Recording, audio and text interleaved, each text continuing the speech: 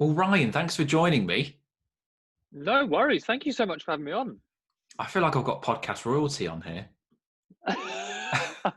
I'm so sorry if I try and host your show. Yeah, you ask me questions for an hour. That'd be fine. It might happen, Jack. I might start interviewing you. Yeah. Well, we can take turns, can't we? Well, I wanted to do this for a while because I thought rather than me just talking on my own about podcasts, I thought, well, it would make sense to get someone else who does it. So that's what's kind of led me to it. And you have to forgive me. I don't want to sound like an arsehole, but I was trying to find your background online because you don't have a website, do you? Do you know what? I mean, let's say no. Okay. No, I do. It's just not finished, and I've not because I've been busy this year. So Okay. it's All there. right. I'm just not going to tell you what it is. All right. Okay. All right. Then that made me feel like a bit of a prick. Then I was like, oh, maybe I didn't go. It wasn't in the top 3 searches, so then that was just like, never mind. Already at the top, you're slagging off my Google review. Yeah. But yeah, this is basically just me venting lots of passive aggression on you because you run another wildlife podcast. No, what I did find was that you did Edinburgh Fringe and whatnot. So what I wanted to ask you was what's your background, basically. I was just curious what your kind of background is. It's a weird one, really, because I've always worked in and with wildlife and nature. It's always been. It's what I studied. It's what my first proper job out of 16-year-old work kind of. I went straight into working in a zoo. I was zookeeping straight away. I managed to, the zoo at Chessington World of Adventures. I think I can say that now. I don't think I'm at risk. I think it's been long enough. So yeah, I worked there. Just general kind of helping out, hosting and stuff, and then it kind of led on to working with the larger primates, working with the carnivores, and then I went into the education side, and it was a lot of presenting work. You were writing. I was managing a large team there, writing the talks across the zoo, managing everything on the outside of the enclosures, really. So a lot of conservation work, like relaying that. So that was my background, and then I left that because I started stand-up comedy halfway through that process. It was a comedy I've always loved watching it. I wanted to give it a go. And then as that progressed on, I was like, actually, I want to do this full time. So I went full-time comedy. I left the zoo after 7 years. And then went in comedy. I thought, I've got to have something else on the side. I've got to do something else because, comedy is a challenging industry. And I started my own dog daycare company. And that's what I've done for that. I know. I mean, it makes no sense. It turns out it's a job you can do, especially in North London. And it's a company that's just grown and grown. And we've got a small team now. And so that's kind of, I guess, where I've come from. But I've always stayed immersed in nature and always wanted to work in it and kept up to date with it, really. Are you from North London originally? No. So my family are all South London. I grew up in, it sounds very posh, in Berkshire. But it's not very posh because it's a place called Bracknell. I couldn't tell you anything about it, but I think I know it. Yeah, I mean, that's a kind review, so just leave it there. I'll leave it on Google. I'll leave it moving. And I noticed on your podcast you have a plant bit as well, don't you? So are you quite keen on botany? I mean, keen is a strong word. I love gardening. I love being out in my garden. I like making it for nature, I guess, like a lot of people do. So it was what I noticed on Into the Wild is that we were always talking about animals and the environment would always come up. We'd always end up talking about the environment, talking about deforestation. I was like, 1 minute, why do we never talk about trees? Why do we never talk about plants and mosses? And it was an element that I knew nothing about. And then a friend of mine who's another comedian, Janet Garner, I would say she's an amateur botanist. She's really into plants. She doesn't, she wouldn't say she knows a lot, but she wanted to be in it. So we decided to do a side series, like a once a month, talking to botanists around the world about different things. So yeah, that's kind of a new side series we've started. Well, they're so unloved, aren't they? Like plants for a lot of people are just a bit like, but they're. So I forgot it's a podcast, so people probably didn't see me then, but I just sort of pulled the face inside. Yeah, you might have heard my breath. But there are some really interesting plants. I'm sure all plants have got an interesting side to them. So I think that's great that you're pushing that because it'd be so easy to just do fur and feathers all the time. on Oh, podcasts. no more feathers, Jack. No more feathers. Please. No, do you know what? Give me an orchid over a feather any day of the week.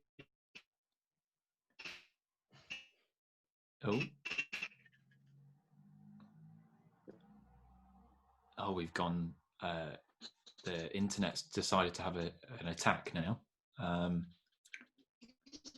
Hopefully, we'll be back in the room in a second. Oh.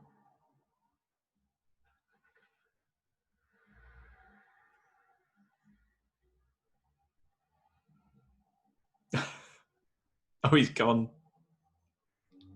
Oh, what's happened? Oh, there we go. Am I back? Yeah.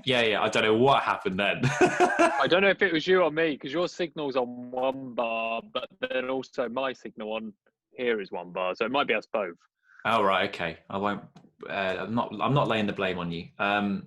It should be. It just you just kind of went like, but I don't know. I probably went like that on your end as well. I don't know. Okay, we're more or less at the end of that bit anyway. So that'll that was Yeah, it. no worries. If you need me to repeat anything, just let me know. What was I noticed about you? Sorry, I've lost my track now. We were talking about plants. Oh, that was it. Yeah. I'll just do it again for the sake of it. Yeah, so they're kind of unloved, aren't they? The plants, really. Like it's all, fur and feathers tends to be the thing of the day. So it's nice that they're kind of getting a bit of a spotlight. Yeah, I do agree, and I think because they're at the beginning of everything. Do you know what I mean? They're at the start of a food chain. They're at the start of the essence of what the environment and what we rely on. So I think it would be horrifically unfair to leave them out. Yeah, I agree. I mean, I'm a bit like yourself. I'm an amateur gardener. I mean, I can dig a hole and put a plant in it. Is the extent of what I tend to do. But I enjoy it, and it's lovely to see them. I mean, I've just my front lawn is now a wildflower meadow, so I've dug all that up and amazing, put loads of bulbs in and wildflowers and things like that. So it just looks a mess at the moment. But I'm hoping in the spring it will be quite nice and colourful. So we'll see how that goes. Nice. So, I mean, the kind of point of this podcast really is obviously to talk about wildlife podcasts. So what I should start with is what prompted you to start one then? Why start a wildlife podcast? There's two answers to this. There's a lazy one, and then there's okay, and then there's like a more in-depth one. The lazy one is, as I said, I was a comedian. I don't think there's any such thing as a comedian without a podcast. So right. it's like it was one of those things where I was like, I want to have one. And at the time, before this year, I was kind of talking about animals on the podcast with comedians, and we would pick 3 animals, we'd talk about them, and it was great. But it put so much pressure on me as the host to know everything. And, whilst I'm immersed in it, I'm not an expert. I don't know that. So it was a lot of hard work. So I kind of stopped that. And then this year happened the way it did. And with people kind of at home and more free time in March, April, and May, what that did was gave me a chance to restructure it. And I wanted to go forward with it. The other reason why is because I always felt like, and I still do feel like this, is that nature in media is either for children or it's for academics, and there's very little in the middle for everyone else to get involved with. You can have people that are kind of into nature that want to know a bit more, that want to be kept up to date, but they don't want to subscribe to a really expensive magazine to do that. And there's all these issues. So I thought, well, why not create a show where someone can learn about bird crime in the UK, but can also learn about sharks the next week, that can also learn about bird ringing, that can learn about orchids in the UK, and all these different topics that we've covered. But from a very layman point of view. So asking those questions like, what is a coral? Whereas if you put that in an academic show, it's going to be like, well, we know that. Why talk about it? You put it for kids, you go, it's like a plant. It's too patronising. So it's getting that middle ground. And yeah, so it was kind of a mixture of both those reasons, I guess, really in an equal measure. And then it was the way this year happened. I was like, there's so many people that are available and so many amazing people to talk to. And it's just really, really grown from there. Yeah, because I guess it seems. I mean, so I started in March, but prior to that, I don't remember there being huge amounts of UK podcast topics. I mean, you can probably hear my dog chirping up now. There's I'm trying to think of the other ones. There's the UK Wildlife Podcast with Neil and Vicky, who I know, and I think they didn't Yeah. start much more before me. And then there's Casual Birder, who I think might have been a little bit. They might have been going a little bit longer, but there's not a huge amount. I mean, I think there's more now, and I'd like to think that's kind of something that yourself and the other podcasters encourage people to do that. But they didn't. There wasn't an awful lot of content, I don't think, for UK nature lovers in terms of podcasts prior. So I think it's good that there are more out there, and more for people to kind of tune into. I agree, and there's many. You've got For What Is Earth Pod, which is amazing. That's a really good show. You've got Call of Nature, which is a really good one. And you're right. There's more and more popping out, and I think the good thing about it is that there's so many elements to wildlife and nature that there's going to be very little crossover in regards to topics. We can have the same guests on and talk about completely different things, and it's we all deliver things in very different ways, and we need that. We're at a time where keeping that conversation is vital, and the more shows, the better.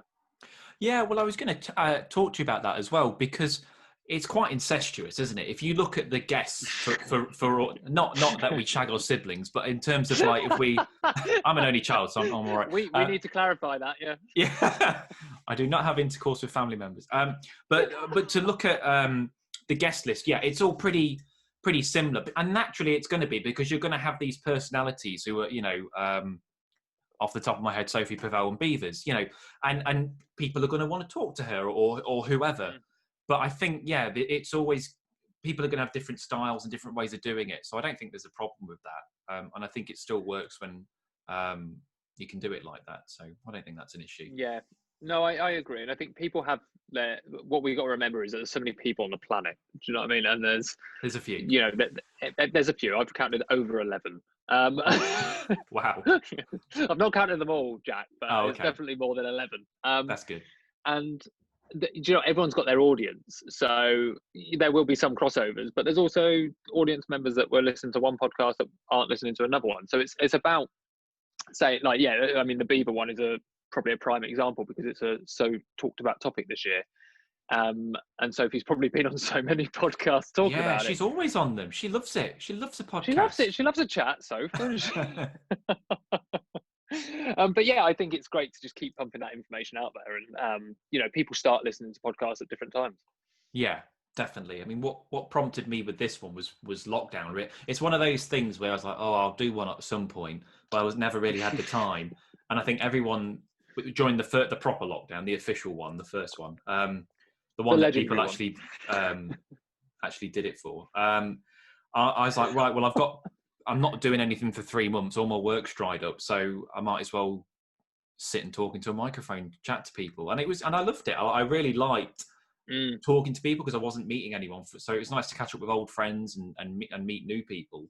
And it was kind of a nice way of coping with it, really, because it was quite bad at the beginning. So, and it's not too much hard work for me at the moment. So if it got hard work, I'd probably not do it. But I quite enjoy doing it, so I'll keep doing it as long as I can. Because it's quite therapy. It's cheaper than therapy, really. Just is the kind of way I'm treating it. So Jack, you just cried your guests over your podcast. Yeah. I just sip gin, start telling them about all these dark things that have happened to me. I was going to say for the something. Listeners, just to let you know, Jack's laid on a chaise lounge at the moment. Yes, I have. So, what is your process for picking a guest or a topic then? Like, how do you choose people? Like, because obviously because wildlife is a huge topic and there's all these different things. Like, how do you kind of filter through it all? I think you're going to be disappointed in my answer. There is literally no rhyme. There's no rhyme nor reason to it. Right. There isn't. I mean, I guess there's not. I guess it's quite hard to answer, because I guess this is me now reviewing how I do it to see if there is logic to it. But there must be some logic. Twitter is really powerful for networking in regards to seeing who's out there. You can search words and you can search hashtags if you're thinking of a topic. So if I want a shark expert, I can search shark and see who's talking about sharks. So there's a way there. And that's kind of the way I started networking. And now I think I've got a really, they're friends as well as, sorry, 2 seconds. Sorry, I'm on a show. Sorry. Wait a minute. Lana. Sorry, Jack. 2 seconds. That's all right. No worries, buddy.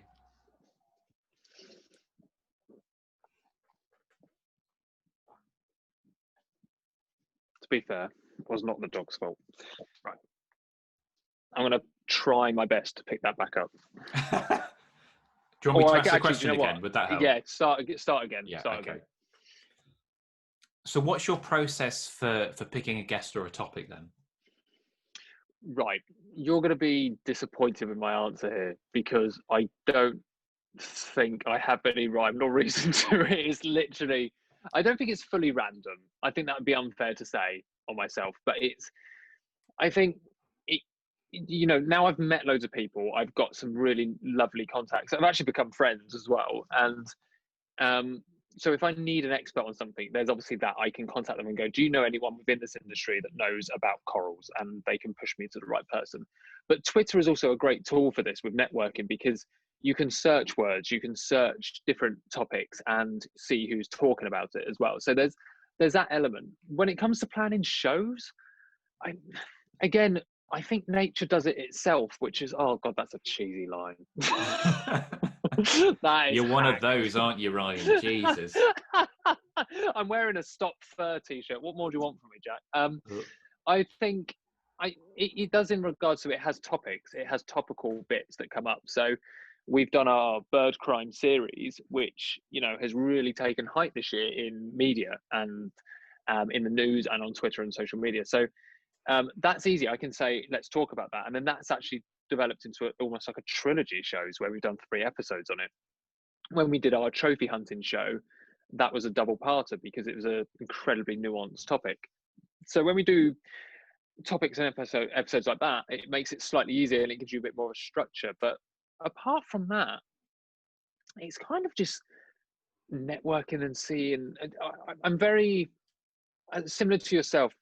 I just want to create a lovely chat. I don't want to put too much pressure behind it. I want to learn and I want to get the real natural conversation. So I find the better way is to go, that person looks interesting, follow them on Twitter, see what they're about. Yes, they are interested. Let's give them a shout and see if they want to be on the show. And I would say 8 times out of 10, that's how it's done.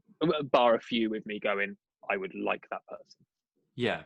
When I first started, I tried to pick friends or people that I knew quite well because then you organically talk. It's more of an interesting chat, I guess. If you know someone, you're more comfortable, they're more comfortable. Yeah. And I think the flow chat, kind of, it flowed nicely. But then I quickly ran out of interesting friends. So I had to find, and I had to find other people. So that was one episode. That was one episode, my good friend, yeah. And I thought, well, I better find other people who I vaguely know or who I think will be interesting. So I tend to either just pick a really interesting topic and then find someone to fill that gap, or find a really interesting person and find something for them to talk about, or ideally both, an interesting person on. So like an example, I had a guy called Steve Simpson, who's he works at the University of Exeter as a professor. So people probably don't know who he is, but he studies the way fish talk to each other, which I find, I think that's really fascinating. Like, because fish talk. So I thought I think the title of the podcast would be like, fish can talk or something like that. So I thought that's the sort of thing that someone's going to be like, oh, that's weird. They won't know the name, but the topic's interesting. But the topic's a selling point. Well, that's unfair. His knowledge is a selling point. But and actually, he was fantastic. He was such a good guest because I thought, oh God, because he could just be like, well, the larynx on the lower grouper is fascinating. And you're just like, but no, he was really good. He was absolutely fantastic, and he mimicked the noises they made, but he did it in quite a funny and he's a lecturer, so I guess he would know how to communicate. But it was brilliant. Or you go down the other route and you try and get I don't like to use the word celebrities, but personalities, and get them on, so they kind of bring an audience with them a little bit. But obviously they've got lots of interesting things to talk about as well. So there's a couple of ways you can. There's no shame in saying that. I think why would you not? No, yeah, definitely. Like at the end of the day, our aim as podcasters is to create a successful and popular show, regardless of topic, whatever we're talking about. Yeah. So if there's someone that wants to talk about African wild dogs and they happen to have 100,000 followers, great.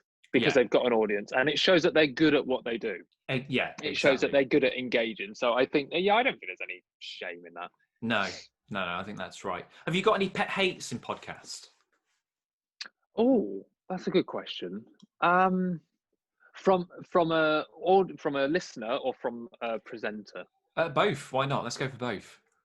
From a listener, I don't like them to be too long. I like. Yeah, I'd agree with you there, definitely. I think an hour max, because otherwise I'm busy. I'm a Londoner. It's a wanky phrase to say, but I'm running around all the time. So I usually fit a podcast in one day if it's an hour long, like in two halves usually. So that, from a listener point of view, I'd say that's my pet hate, when they're like, we're going to talk about this for 3 hours. You're like, no, you've done a bad job, sir or ma'am. You need to change.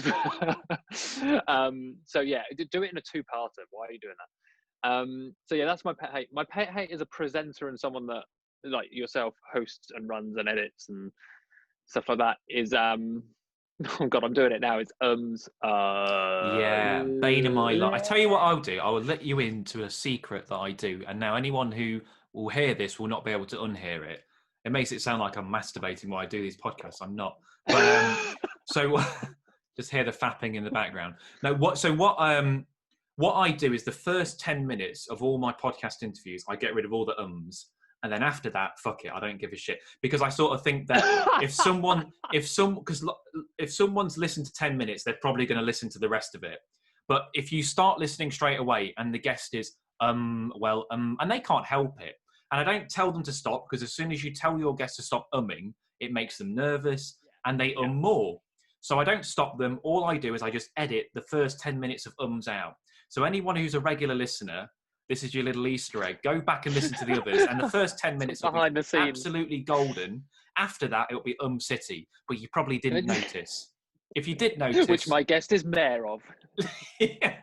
If you did notice, feel free to write to me and I will ignore you. That's a really good tip. Because I something similar to you. This is weird because you've done it. We've done the same thing, but slightly differently. So you've compacted it at the beginning and gone, right, I'll do the first 10 minutes. After that, fuck it, free game. As much as you want. I do the same, but spread it out. So I go, you know what? I'll edit it out every fourth or every fifth. Okay. So because everyone ums and ahs, I do it. Everyone does, because even if you've got the questions prepared in advance, you still do it. I noticed some people have set phrases that they will say again and again and again. So, you know what I mean?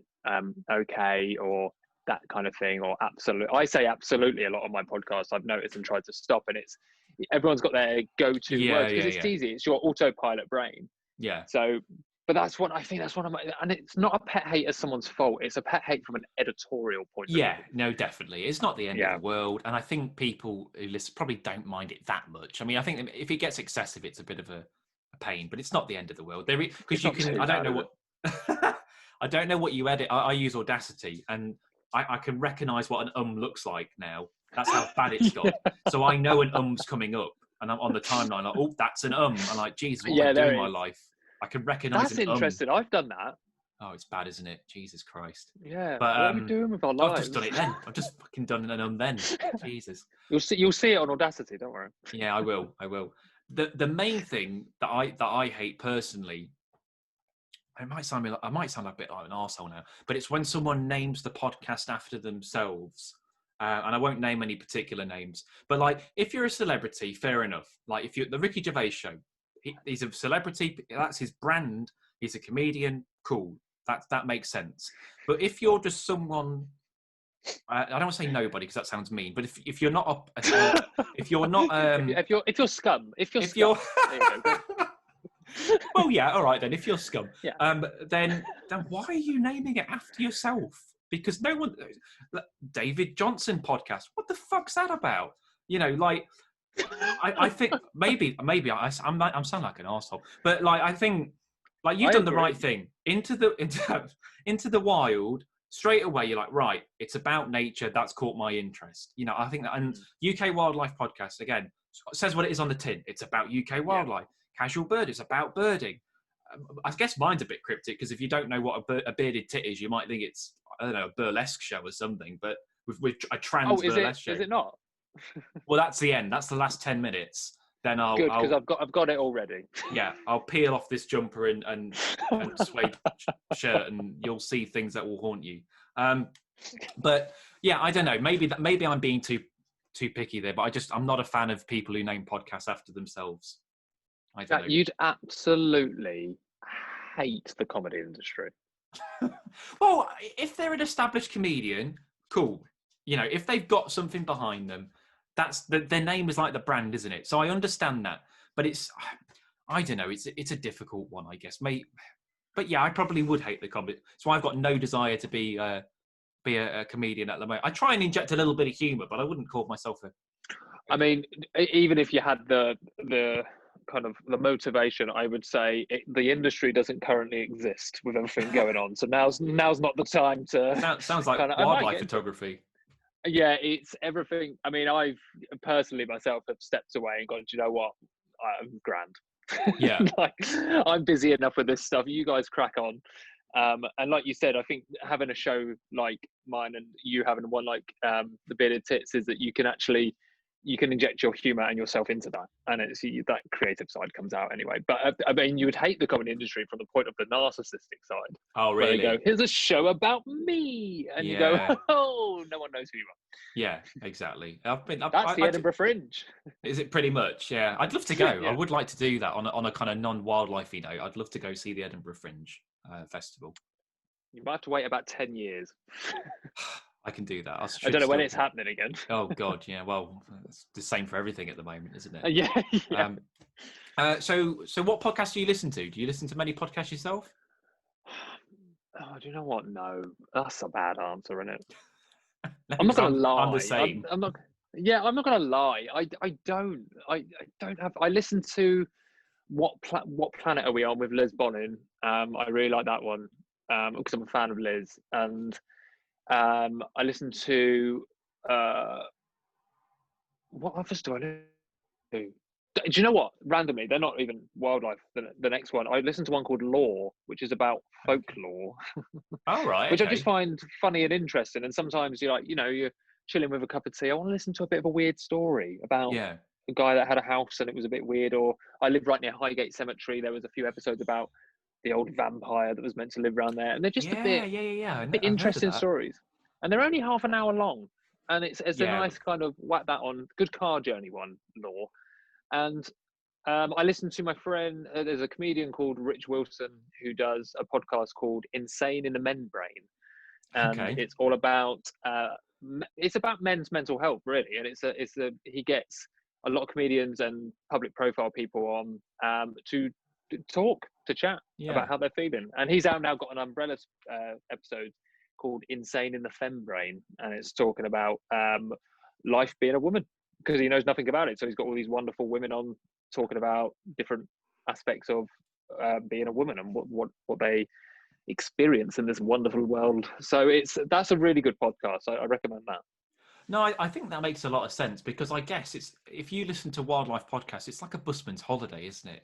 Yes. Like if you're working in it, it's the last thing you want to do is listen to another one. So no, I completely get you, because I'm the same, and I'll click. Occasionally, I will listen to one of yours or to Neil's or whoever's, but I don't do it religiously. I mean, to pick and choose. Yeah. But the main thing is, I mean, my full-time job's wildlife cameraman and photographer, and sometimes I just want to listen to other stuff, like you were saying, really. So I quite like the naturey podcasts. No, I don't. not naturey podcasts. Sorry. Complete flip. Yeah, just I've 160 there. Actually, I love that. No, sciencey. I like sciencey podcasts. So like No Such Thing as a Fish, Infinite Monkey Cage, and I quite like fishing. So there's a fly fishing podcast that I listen to as well. So I quite like to listen to things that are, I guess, similar to nature, but not exactly nature. Yeah, and I think there's an element for me as well, and I reckon you're going to share this with me, is that when I'm not recording and editing a podcast, I don't want to be immersed in it. I want to be going for a walk. If I've got free time, if I go for a walk, I tell my listeners on my show, if you're walking out in nature, turn this off. Listen to it when you're at home. Go and enjoy outdoors. Go and enjoy a bit of you time. And So I do try and grab that where possible, because with my business, it is, I guess I'm kind of, when I say in demand, that sounds arrogant. I don't mean it like that, but there's a lot of questions thrown my way quite day to day. So it's quite nice to just go, oh, let's switch off and go for a walk. So I guess there's only a few I listen to, but the same as yourself. It's like, yeah, it's a busman's holiday. I agree with that. It's like, and also, like you said, our guests cross over. Yeah. So well, yeah, I've exactly. had my chat. Well, and that's the other thing as well, that I'm always very conscious that if I've got someone who I'm going to interview and I've seen they've been on another podcast, it's tempting to go, oh, should I listen to that? And then you're like, well, hang on a minute. If I listen to that, am I going to unintentionally ask the same thing? Or maybe I wasn't going to do it intentionally, be like, oh, I was going to ask all those questions. And then you start thinking, oh shit, do I need to come up with 10 new questions? So I just I just leave it out there. And if I do ask the same questions, it's not intentional. So I try to avoid it in that point of view. But like you say, I think all these podcasts are different enough that we tend to ask, if we do have the same guests, we tend to ask people different things anyway. So I don't think we must do, yeah. They're too similar in that way. So I don't think that's a problem. Have you got a dream guest? Have you got, if there's any one person you can have in the world, come on, who would that be? Oh, that's a really good question. I mean, David Attenborough, obviously. Everyone would say that. Because, but even if I didn't have a podcast, I'd want to have a chat with him. So that's, if I go, I mean, that's obvious. That's like saying, so do you breathe, Ryan? Yes, I breathe. I breathe oxygen. Actually, I breathe oxygen quite a lot. I guess that's my obvious answer. But who else would I'd love to chat to Liz Bonin. I'd love to chat to Liz. Yeah. That'd be a good one. I'd really enjoy that. And Chris Packham would be another person I'd love to chat to. Yeah, I think I'd have a really interesting chat with Chris, because, and do you know what? I'm gonna say it as well. I really want to chat to Born Free. Oh, okay, yeah. I'm gonna throw that out there, because I've tried, and this isn't me stirring anything. Obviously, I'm gonna say that as a disclaimer. But we've done I'm still waiting to do a trophy hunting part 3. Yeah, and I think it's important to. I think it's important to discuss the topic with the people that it affects, and which I did with some people in Namibia.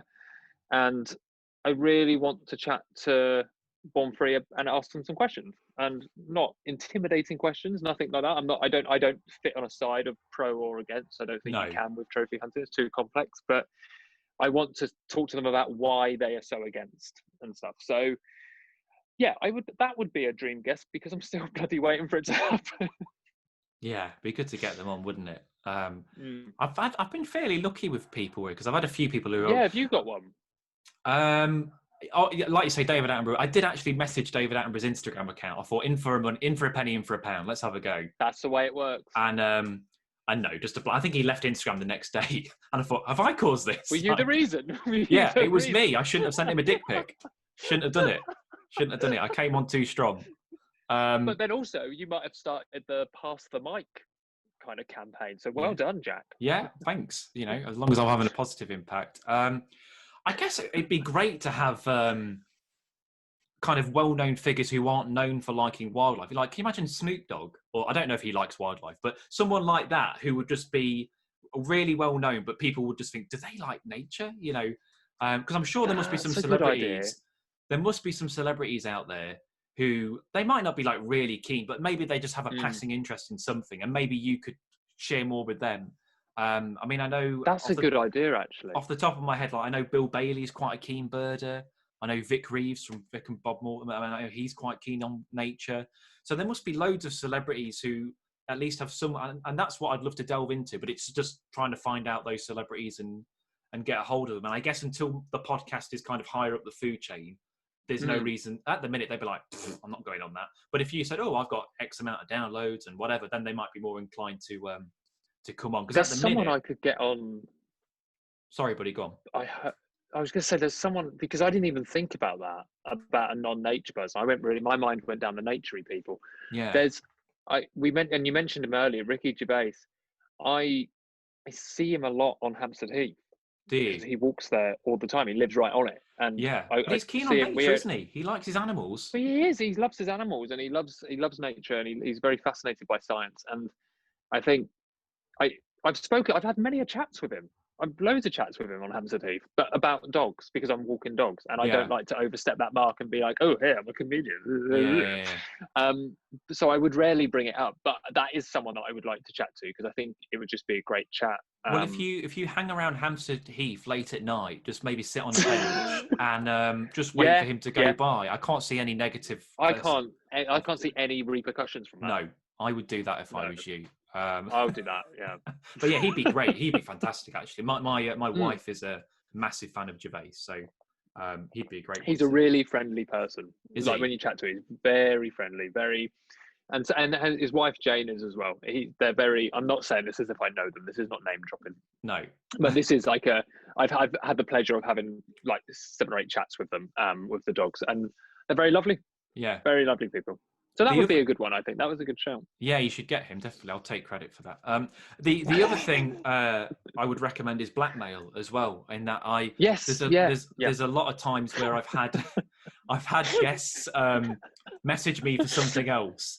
I don't know. I won't name any in particular because I don't want to say that I've blackmailed them. But where they've asked me for some footage, or they've said, Jack, we know I'm doing this project and I could do some footage, and then I've just been like, oh yeah, that's great if you come on my podcast, and then they're like, oh okay, well, and so I'm pretty sure they wouldn't have done it had I not done that. Who did you? I want to know who you got on for that. I'll tell you when we're off here, but I won't. Okay. But there's a couple who I'm pretty sure they wouldn't have done it had they not asked for something. For the listeners, don't worry, guys. I will tweet that. I'll tweet the names. Yeah. So no, I won't. But yeah, I thought when you said blackmail, I thought you were like, "I've got your kids." Like I thought that was. No. That's the next step. That's if I really, that's kind of what I'd look into if I'm struggling, then I'll go kind of down that route. Well, before we go, then I'm just going to ask one last question, which is really if someone is thinking of making their own wildlife podcast or podcast in general, I guess. Have you got any tips for making one? Yeah, don't back off. It's my tough, bitch. No, that's. I would say, go slow. Don't try and rush anything, especially if it's wildlife focused. Wildlife and nature is literally, I hope, always going to be around, and as are people that are going to want to talk about it. Don't learn about it. Listen to some Scroobius Pip podcast about creating a podcast. His book is very good about making a podcast. I recommend that. Don't shy away from getting the tech, but don't think you have to buy all the expensive stuff. There's some very good things you can do on mobile phones now for recording audio, and obviously we've got Zoom and Skype and all these things. I would say get a plan together and just go, why am I doing it? What do I want to deliver? How am I going to deliver it? And produce it as if you want to listen to it.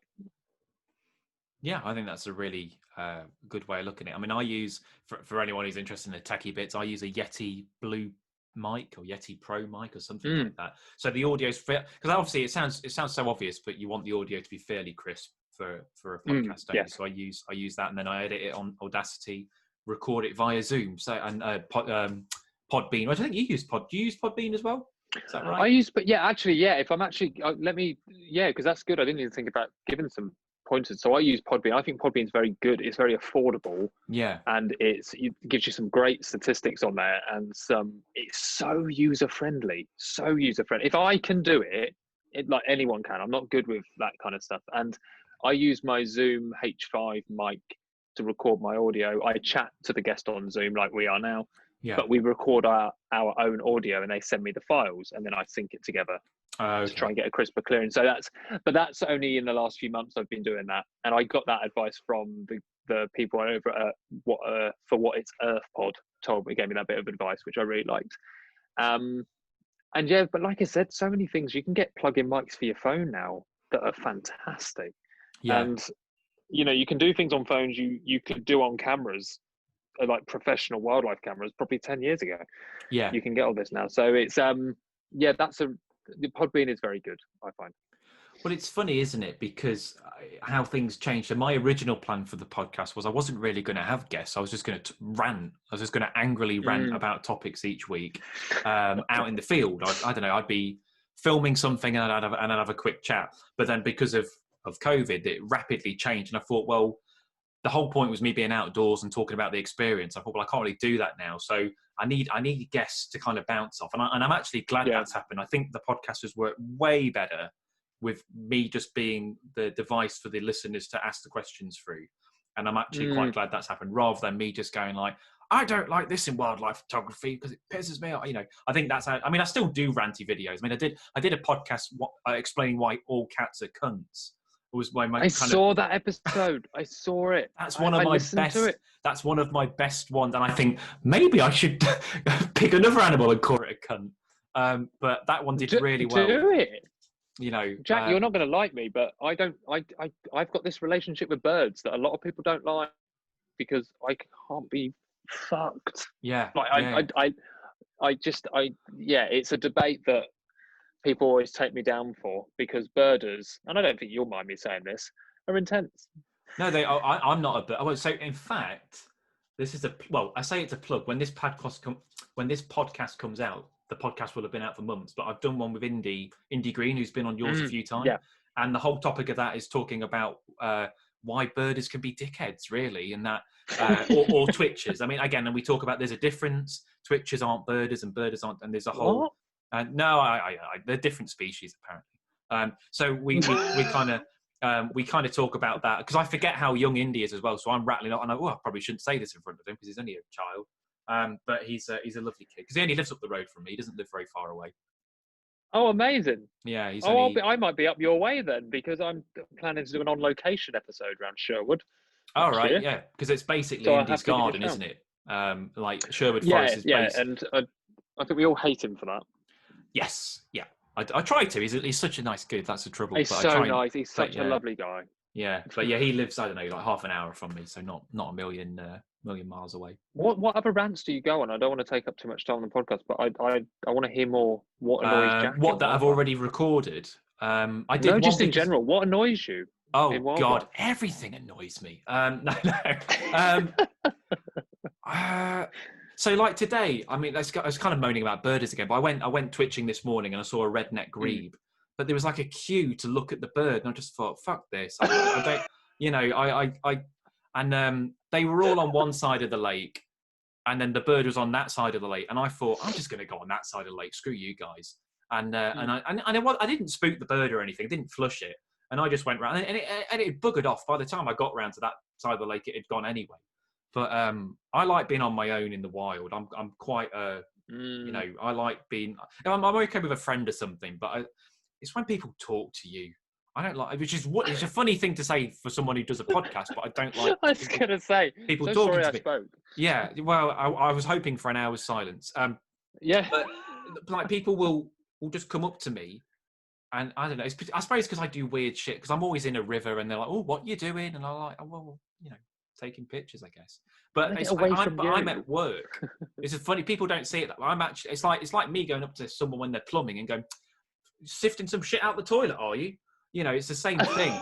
Well, it's not quite the same thing, but you get what I'm. You know, I'm just trying to. I get it. I'm a dog walker on Hampstead Heath during a global pandemic. Oh my God, Jack! People talking to me. I get it. We walk. So today, like for example, me and my girlfriend were walking. We had 8 dogs between us. Everything grand, lovely, all under control. Walking through, without a doubt, we knew it was going to happen. People will come up to us and go, "You a dog walker?" And we're like, "Yeah, no, we're just fucking mental. Of course, we're a dog walker. Of course." Look at us. We've got 8 dogs. We live in London. You've got to have a bit of fun with it. Because I do the snorkeling in rivers. One of my favourite things to do is to go near a bridge where there's quite a few people, and then just stay face down for as long as I can. And I'll just sit there with the camera, and I'll think, right, let's try and make them think I'm a body. And I'll just stay there for ages. And the last time I did it, I had a poke on the back, and it was the police because they thought I was an actual body. So I've stopped doing it. Yeah, they kind of said, "Oh, you know, we're just checking what you're doing." Because then as soon as you say, "Well, I'm filming fish," that doesn't really help the situation. They're like, "Oh, well, that's much better then." Wait a minute. Sorry. So when you turn around, they went, "Sorry, we were just checking what you were doing." They weren't like, "We were concerned you were." There was like, if the body had turned around and went, "Sorry, you are a dead body, aren't you?" Sorry, just. Yeah, they'd have been all right with that. That would have been the overall. I was just like, no, I'm just filming fish, and they were like, "Oh, yeah, carry on." I was like, "Sweet."